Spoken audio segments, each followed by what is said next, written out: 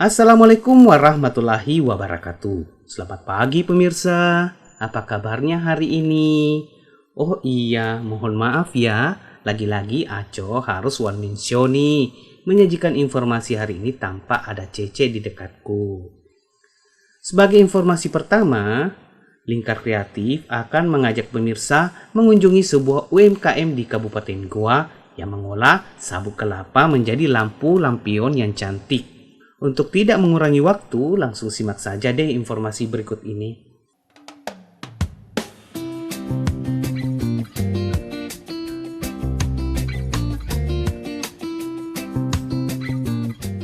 Pemirsa, untuk mempercantik sebuah ruangan di rumah kita, ada beragam pilihan aksesoris dari furniture yang bisa memperindah tampilan interior dan eksterior rumah.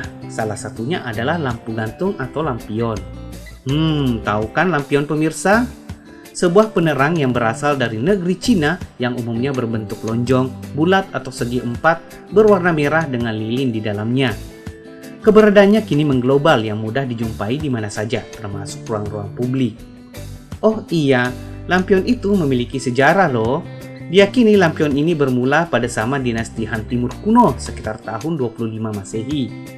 Masyarakat pada zaman itu akan menutup lilin dengan bingkai bambu, kayu atau jerami, lalu merentangkan kain sutra atau kertas agar api lilin tak mudah mati. Penutupnya pun kerap dihiasi berbagai macam karakter. Intinya lampion di masa itu digunakan sebagai penerang. Di Indonesia sendiri, biasanya lentera Cina atau lampion ini hanya akan ditemukan di kelenteng, restoran Cina atau tempat tinggal etnik Tionghoa. Pada perayaan tertentu seperti Imlek, lampion akan menjadi familiar serta menjadi simbol hari raya.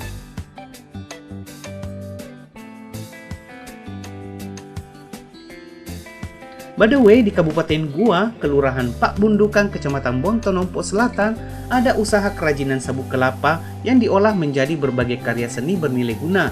Salah satunya adalah lentera gantung atau lampion. Pengolahan sabuk kelapa ini dinaungi oleh UMKM Kalapana Sulsel yang digawangi oleh seorang anak muda bernama Amanji Rahman. Sabuk kelapa ini dijadikan bahan baku pembuatan lampion yang diambil dari sampah-sampah pasar tradisional yang menjual kelapa atau tempat-tempat khusus yang menyediakan minuman air kelapa muda. Dari sampah kelapa yang berbentuk utuh ini dibawa ke tempat pengolahan UMKM, kemudian dibelah lalu dimasukkan dalam sebuah mesin pencacah kelapa untuk digiling dan ditumbuk. Dari hasil pencacahan ini, kelapa tersebut kemudian dipisahkan dari batok dan kulitnya, dan terakhir menghasilkan sabuk kelapa. Untuk pembuatan lampion, kita kumpulkan dulu bahan bakunya, yaitu sabut kelapa muda yang kita ambil di pedagang-pedagang kelapa muda, biasanya di depan benteng, Pak. Iya. Lalu kita bawa ke Pak Bundukan sini, kita giling, kita cacah. Hasilnya itu sabut kelapanya yang kita olah jadi lampion. Kalau untuk sabut kelapa kami olahnya itu tanggalnya lupa, tapi dimulai pada saat ada bencana COVID-19 melanda dunia. Terus? Muncullah ide itu. Kita coba, kebetulan saya dulu ada usaha bengkel las. Kita coba buat mesinnya. Kita kumpulkan, kita beli bahan-bahan bekas saja yang kita buat, kita olah sesuai dengan kapasitas yang kami punya, sambil ngintip-ngintip di YouTube lah waktu itu. Dan alhamdulillah mesinnya bisa kita fungsikan.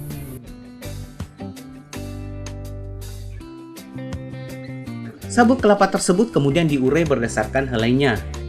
Selanjutnya disatukan kembali membentuk rangka lampion menggunakan cetakan dan mal yang disiapkan. Selanjutnya direkatkan menggunakan lem.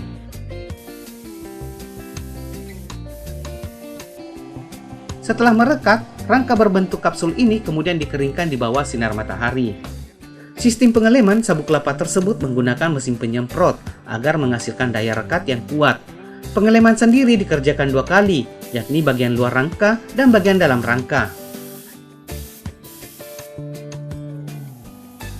Langkah terakhir, rangka lampion tersebut kemudian dicat juga menggunakan mesin penyemprot dengan berbagai warna yang menarik.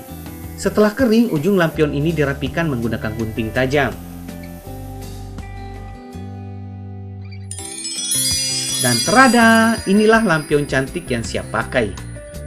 Kerajinan sabut kelapa ini dimulai Amanji Rahman sejak bencana COVID mulai mewabah di tahun 2020 dengan proses yang jatuh bangun.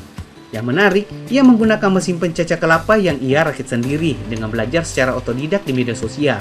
Pasalnya, Amanji Rahman sebelumnya berprofesi sebagai tukang las dan dari perlengkapan itulah ia merakit mesin pencacah kelapa. Kini lampion milik Amanji Rahman telah dikenal hingga di luar Provinsi Sulawesi Selatan, meski belum memberi keuntungan yang besar.